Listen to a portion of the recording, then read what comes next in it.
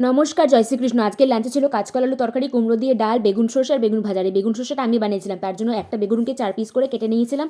আর এদিকে বানিয়ে নিয়েছিলাম একটা পেস্ট, যার মধ্যে ছিল সর্ষে, জিরে, কাঁচা লঙ্কা, আদা। আর এই বেগুনটাকে নুন হলুদ মাখিয়ে আমি ভেজে নিয়েছিলাম।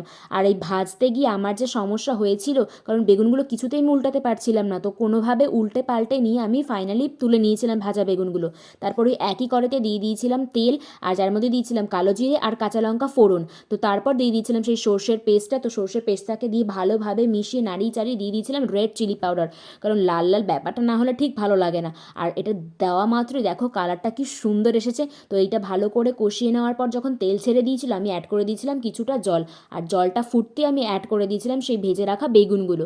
ব্যাস, এটা ফুটলে ওপর থেকে চিনি দিয়ে একটা প্লেটের মধ্যে নামিয়ে ওপর থেকে চেরা কাঁচা লঙ্কা আর কাঁচা সর্ষের তেল দিয়ে নিলে রেডি আমাদের সর্ষে বেগুন, গরম গরম ভাত আর এই সর্ষে বেগুন। উফ, কি টেস্টি। তো ভিডিওটা ভালো লাগলে লাইক করে দিয়ে দেখা হচ্ছে পরের ভিডিওতে। রাধে রাধে।